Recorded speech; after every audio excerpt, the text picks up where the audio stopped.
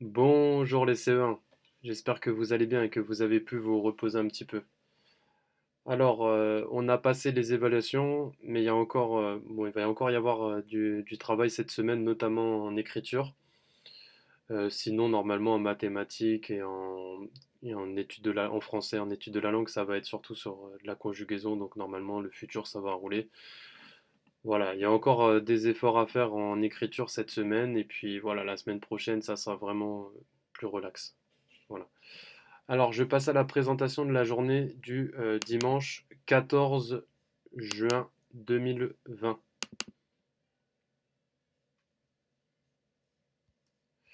Alors, lecture fluence, c'est le retour de l'affluence, parce que comme on a fini l'île aux pirates, il faut que toujours maintenir une activité de lecture toutes les semaines.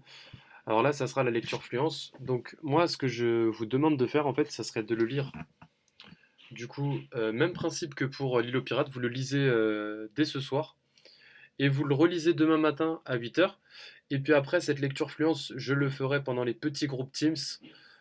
Du coup, en fait, vous voyez là, ce texte-là du dimanche 14 juin, c'est le même, enfin, la séance 13, ça sera la même pour le lundi 15. Voilà.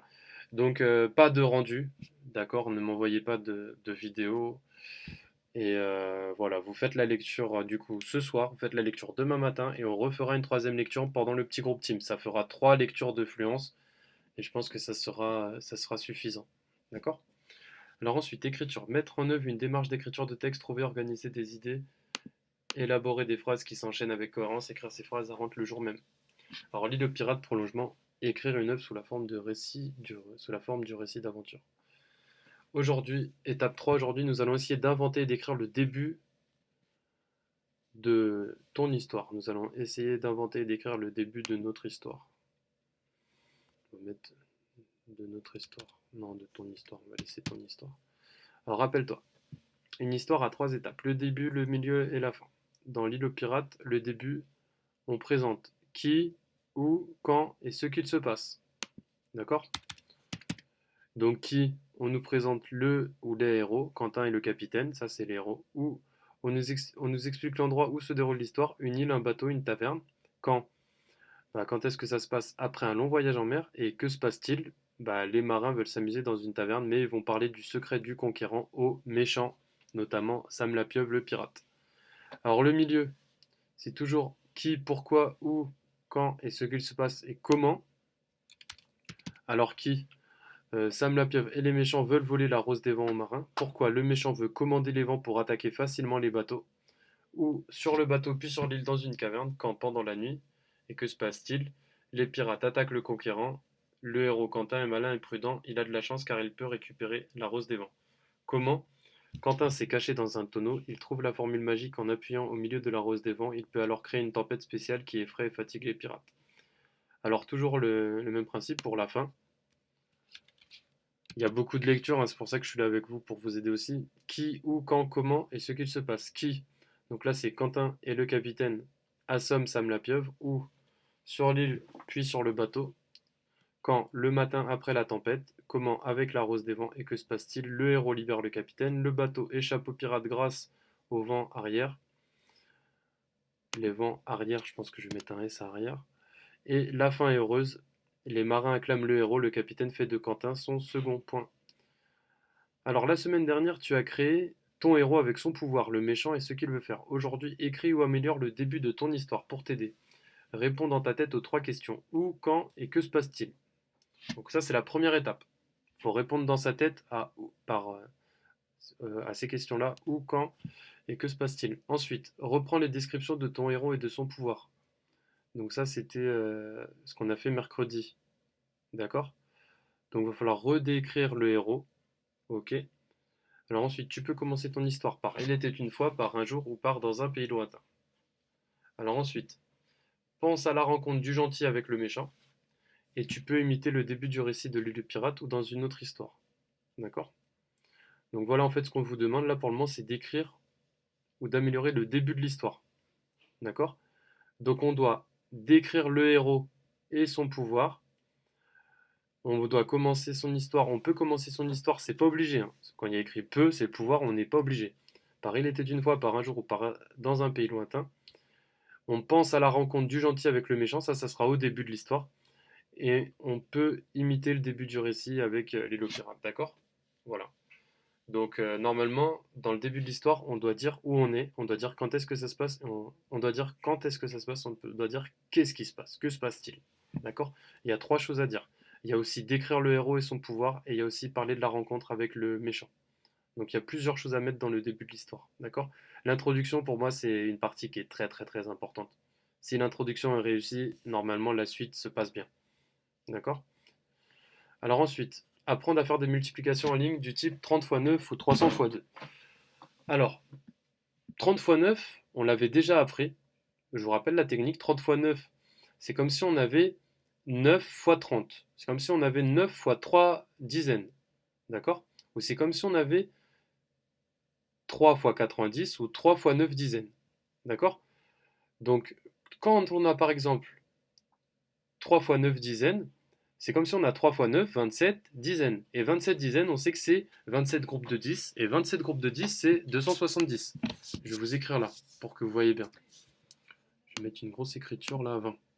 Alors, quand on a 30 fois 9, c'est comme si on avait...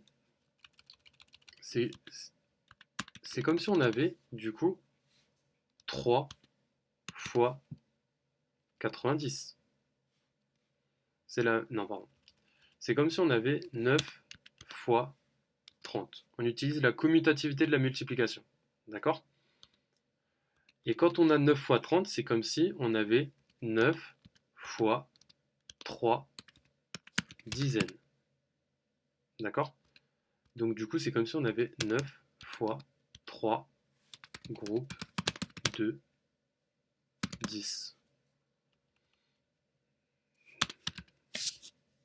D'accord? C'est comme si on avait 9 fois 3 groupes de 10. Et 9 fois 3 groupes de 10, on sait que 9 fois 3, c'est 3 fois 9, c'est 27.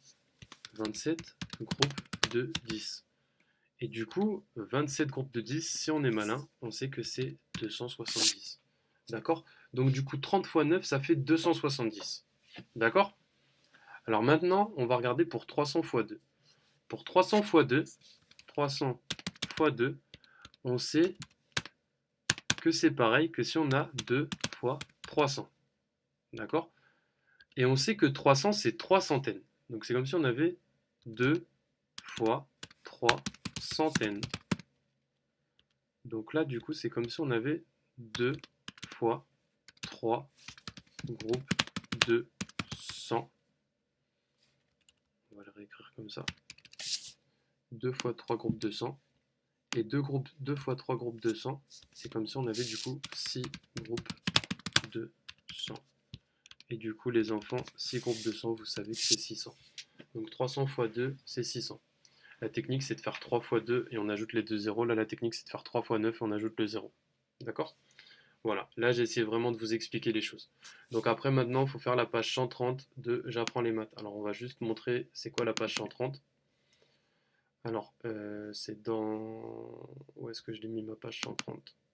Je crois qu'elle est là. Où est-ce qu'elle est? Elle est là, ma page 130. Voilà. Elle est là. Donc là, les enfants, il faut faire toute cette page. D'accord? Alors, les soustractions en bas, elles auront des retenues. D'accord? Elles auront toutes... Non, celle-là n'a pas de retenue. Mais sinon, la première, la troisième et la quatrième ont des retenues. Alors, on va avoir les exercices suivants, là, le calcul à faire. Donc là, évidemment, on met la réponse là et on met la réponse là. Là, on a les calculs à faire. Et là, on a complète. Donc là, on va regarder pour cette partie. Alors, la partie du bas, je pense qu'il n'y aura pas de problème. 70 équipes de 5, vous savez que ça sera 70 fois 5 et vous savez que c'est 7 fois 5 avec un 0. Donc 7 fois 5, 35 avec un 0, ça fera 350. À mon avis, ça ne va pas poser de problème. D'accord? Juste expliquer ça. Comment on fait pour compter là? Donc là, on compte. Là, il y a 5, 10. Donc là, les enfants, vous savez que là, il y a 10. Donc ça veut dire là, il y a 20, là, il y a 30, là, il y a 40 et là, il y a 50. D'accord? Donc du coup, dans ce groupe-là, vous savez, les enfants, qu'il y a 50. Donc là, il y a 50 aussi. Donc là, on sait qu'il y a 50. Donc là, on va faire 1, 2, 3, 4, 5, 6, 7. Donc là, on sait qu'on a 50 fois 7. D'accord? Donc là, il demande les groupes de 5 points. Alors, on aurait pu faire 50 fois 7 et on aurait fait 5 fois 7, 35. 3 avec un zéro, ça fait 350. Mais là, il demande les groupes de 5 points. Combien il y a? Donc là, on va recompter correctement. Donc dans cette partie-là, on va compter combien il y a de groupes de 5 points. Il y a 1, 2, 3, 4, 5, 6, 7, 8, 9, 10. Donc là, il y a 10 groupes de 5. OK? Donc retenez bien, 10 groupes de 5. Donc là, du coup, il y a 20 groupes de 5, 30 groupes de 5, 40 groupes de 5, 50 groupes de 5, 60 groupes de 5, et le dernier, 70 groupes de 5. Donc là, ici, les enfants, normalement, là, vous devez écrire 70. Donc là, on a les enfants, on a 70 groupes de 5. Donc là, c'est 70 fois 5, donc c'est 7 fois 5 avec un 0, c'est 350. C'est ce que je vous ai dit tout à l'heure, d'accord? Voilà. Et donc là, on fait les calculs qui sont là. OK? Donc là, 4 fois 60, bah 4 fois 6 avec un 0. Là, 90 fois 4, 9 fois 4 avec un 0. Et là, 30 fois 5, bah 3 fois 5 avec un 0. Voilà. Bon. Alors ça, faut que je l'enlève, lui, parce que sinon, il va rester. Et là, je ferme ça. Voilà. Donc voilà pour les maths. Alors, art plastique, ça sera pas les pirates, il y aura autre chose. Je vous mettrai demain, j'ai pas encore reçu là. Et ensuite, alors, questionner le monde, lire et comprendre des textes documentaires illustrés. Donc regarde la vidéo et dans ton cahier du jour, recopie ou colle le tableau, puis... Alors là, on va voir un tableau, il est là. Voilà, il est là le tableau. Alors, moi, je vais pas mettre dans ton cahier de jour, je vais mettre dans ton cahier de questionner le monde. Alors, dans ton cahier de QLM. Recopie ou colle le tableau, puis... Alors, vous allez voir le tableau, c'est le suivant. Voilà. Écris si oui ou non c'est un documentaire. On va mettre un point, c'est mieux. Et explique tes réponses. Alors, documentaire, oui ou non. Donc là, on met soit oui, soit non. Et là, il faut mettre la justification. Il faut expliquer pourquoi. On se rappelle que quand c'est un documentaire, c'est que c'est un texte avec notamment souvent des parties, des sous-parties. Donc c'est un texte qui a des parties, qui montre des images, qui a un titre et souvent qui révèle des informations vraies. D'accord? Donc voilà, c'est quoi un documentaire? C'est un texte qui révèle des informations vraies. Donc là, vous l'avez là. Donc là, on a une première image. On regarde. Est-ce qu'il y a un titre? Est-ce qu'il y a une image? Est-ce qu'il y a des parties, des sous-parties avec des informations vraies? Vous réfléchissez. Donc là, il y a un titre, ok. Est-ce qu'il y a une image? On pourrait dire oui, il y a une image. Est-ce qu'il y a plusieurs parties? Est-ce que ça révèle des informations vraies? C'est à vous de réfléchir. Ça, est-ce qu'il y a un titre? Est-ce qu'il y a une image? Est-ce qu'il y a des parties? Est-ce que ça révèle des informations vraies? Vous réfléchissez. Celui-là, pareil. Est-ce qu'il y a un titre? Est-ce qu'il y a plusieurs parties? Est-ce qu'il y a une image? Et est-ce que ça révèle des informations vraies? Vous le mettez. Et pareil pour celui-là. Est-ce qu'il y a un titre? Est-ce qu'il y a des images? Est-ce que ça révèle des informations vraies?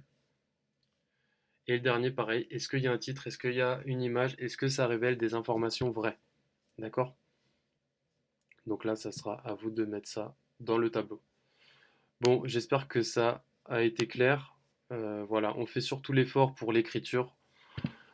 Sinon, voilà, les mathématiques, bon, ça va aller. Et je pense le questionner le monde, ça va aller aussi parce qu'on commence à prendre l'habitude du texte documentaire illustré. Voilà. Bon, je pense très fort à vous. Je vous fais un coucou et je vous dis à demain, les amis. Au revoir.